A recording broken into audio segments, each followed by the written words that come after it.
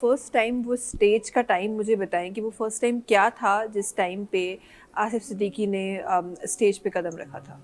देखें मैं अपने इंटरव्यूज़ में बोलता ये ज़रूर हूँ कि हर कोई नाइन्थ क्लास की जो फेयरवेल होती है उसमें अपने टैलेंट को सामने रखने की कोशिश करता है।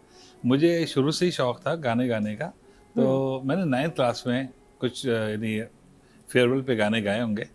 तो मेरे टीचर्स ने बड़ा पजीराई की इसकी, उन्होंने बोला कि यार तुम अच्छा गाते हो, इसको कंटिन्यू कर सकते हो। तो मैंने फिर वहीं से स्टार्ट किया, लेकिन बीच में फिर बहुत बड़ा गैप आया। उसकी वजह ये कि ज़ाहिर है मेरी एजुकेशन चल रही थी, फिर मैं हाँ। इंजीनियरिंग मैंने की टेक्सटाइल स्पिनिंग में। फिर उसके बाद ये कि जॉब को थोड़ा-सा सेटल किया और उसके बाद फिर मैंने फिर स्टार्ट किया। तो मेरे पास एक बहुत पुरानी एक तस्वीर है आलमगीर भाई के साथ, जिसमें मैं बिल्कुल एक टीनेजर्स हूँ, मेरे ख्याल से हाँ 19 साल का होऊँगा, तो उसमें जी। मैं उनके साथ गिटार बजा रहा हूँ। तो अभी मेरे कुछ दिनों पहले वहाँ पे शिकागो में परफ़ॉर्म करने आए हुए थे, तो मैंने उनके साथ स्टेज शेयर किया। तो आप यकीन करें 34 ईयर्स के बाद हम लोग मिले, मैं और माशाल्लाह। आलमगीर भाई मुझे कहते हैं, हाँ यार मैं तुम्हें पहचान गए यार, वो तो पीटीवी का प्रोग्राम था, तो उन्होंने प्रोड्यूसर का नाम लिया, उसका हाँ। प्रोग्राम था ना? मैं कहा जी बिल्कुल।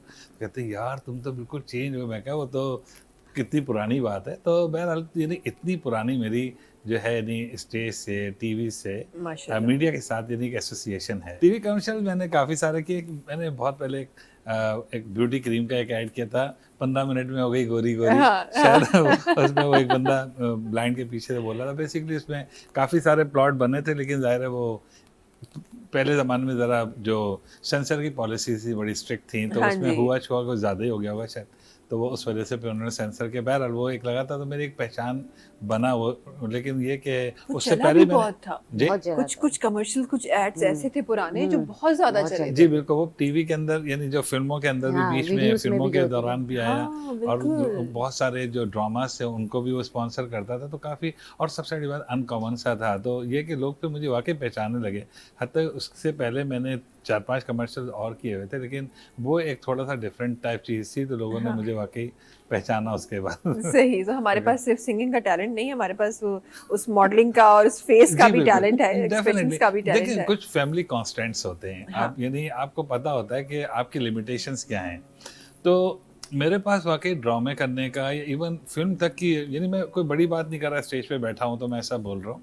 मेरे पास यकीन करें फ़िल्म तक की ऑफ़र्स थी कि हम्म। फ़िल्म करोगे, और मेरे बड़े अच्छे दोस्त थे, क्योंकि मेरी वाक़ई एनटीएम पे जो 2 ही चैनल थे पहले, तो आपको पता है पीटीवी था या एनटीएम था, नेटवर्क हम्म। Television marketing. तो मेरी बड़ी अच्छी वाक़ई एसोसिएशन इन दोनों के साथ रही है, तो मुझे बड़ी ऑफ़र्स भी थी, लेकिन घर की तरफ से एक ख़ास यानी वो थी कि भई यहाँ तक बस इजाज़त है और उसके बाद नहीं है। तो बहुत ज़्यादा यानी मैं खुद यानी फ़ैमिली जो ख़ानदानी कदरें हैं, फ़ैमिली वैल्यूज़ हैं, उसको हाँ। मैं खुद यानी अपने हम्म। बच्चों को बहुत ज़्यादा उसकी, यानी बड़े भाई जो मेरे, जिनको मैं हर सैटरडे को फ़ोन करता हूँ, तकरीबन 1 घंटे का सेशन होता है। तो ना करूँ तो ना भी करूँ, लेकिन बहरहाल ये कि हाँ हर सैटरडे जबरदस्त। को यानी उनके साथ बैठता हूँ, फ़ोन पे बात करता हूँ, बच्चों को बोलता हूँ कि अब्बा से बात करो, और फिर बच्चे फिर अपने कज़िन से बात करते हैं। तो ये एक बड़ा, मुझे बड़ा अच्छा लगता है। वाक़ई ये हमारी फैमिली वैल्यूज़ हैं, हाँ, जिनको मैं कभी भी इसके ऊपर ज़िंदगी में कभी कॉम्प्रोमाइज़ नहीं कर ये बड़ी सकता। खूबसूरत आपने बात की है जी। और इस बात को आपकी बात को सेकंड करते हुए मैं ज़रूर अपने नाज़रीन तक भी ये बात पहुँचाना चाहती हूँ कि हम जब वर्क लाइफ बैलेंस की बात करते हैं तो हम सिर्फ़ औरतों को देख के, बिल्कुल। कि औरतों का काम है कि अगर वो हुँ, घर बाहर जा रही हैं तो घर भी उन्होंने सही तरीके से देखना है। ये तमाम जो चीज़ें ना ये अप्लाई मर्दों पे भी होती हैं बिल्कुल। और बिल्कुल। तभी आप एक हेल्दी हाउस और एक हेल्दी रिलेशन को जी। आप देख सकते हैं। अच्छा ज़रा हम मूव ऑन करते हैं ज़रा आपकी मौसीकी में कदम तो जी, जो बिल्कुल। पहले से पता था कि अच्छा जी, करना बिल्कुल। यही जी है, हाँ, इस तरह बिल्कुल। है। लेकिन जो पता होता है और फिर एक्चुअली जब वो मैच्योर लेवल आता है, जब आपको समझ आने लगती हैं चीज़ें, बिल्कुल। वो टाइम क्या था? वो यही समझ आ गया था, समझना शुरू कर दिया था, पढ़ना शुरू सिंग कर दिया था? सिंगिंग की बात कर रहे हैं? सिंगिंग को भी? देखें, मैंने 1990 से 90 के एंड से मैंने तकरीबन स्टार्ट किया, और 96 तक काफ़ी ढिठाई से गाने गाए। जो ढिठाई ये में ढिठाई क्या थी? मैं ढिठाई का मतलब ये है कि बहुत यानी यानी मुझे ऐसा है कि यानी बस मैं गा रहा हूँ तो मैं गा रहा हूँ, दैट्स इट। हाँ, यानी कि अगर मैं गलत भी गा रहा हूँ तो बस मैं गा रहा हूँ, हाँ, लाइक इस तरह से। तो मुझे फिर जब मैंने गाने शुरू किए, और मेरी संगत बड़े अच्छे लोगों के साथ रही, बज़मी साहब शामिल हैं उसमें, नियाज़ अहमद साहब हैं, करीम शहाबुद्दीन साहब हैं, इन लोगों के हाँ, साथ मेरी बैठक थी। मैंने डेफ़िनेटली मैंने इनके साथ सीखा नहीं है, लेकिन मैं इनकी संगत में रहा हूँ, तो मुझे बहुत कुछ पता चला। तो आप यकीन करें 1996 में आके मैंने गाना छोड़ दिया था, क्योंकि मोइन भाई एक दफ़ा एक फ़ैशन शो में मिले, हुँ, हुँ, और तो उन्होंने मुझे बोला तुम्हारी एंट्री कब करानी है बताओ? तो मैंने कहा मोइन भाई गाना छोड़ दिया। कहते हैं क्यों? मैंने कहा गाना समझ में आने लगा है।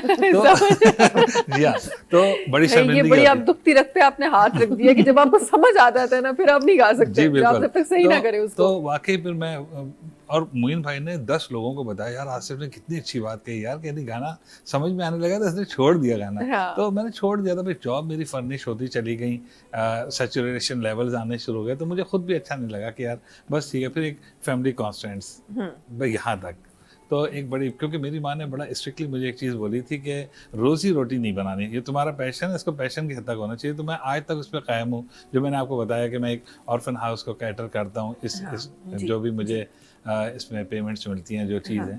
तो बहरहाल बस ये इस तरह से है कि फिर काफ़ी शोज़ की यहाँ पे, टीवी के प्रोग्राम किए, म्यूज़िक चैलेंज का एक प्रोग्राम था, मैं जीता, जो मैंने आपको भूली हुई दास्तां गाना सुनाया था, इससे मेरी बड़ी यादें हैं, मैं इससे एक प्रोग्राम जीता हूँ म्यूज़िक चैलेंज का। तो ये सब चीज़ें काफ़ी अचीवमेंट हैं मेरे मेरे पास पाकिस्तान से। फिर मैं वहाँ चला गया, वहाँ पे क्योंकि एक फेम पर्सनैलिटी यहाँ से था ही, तो लोगों ने वेलकम किया।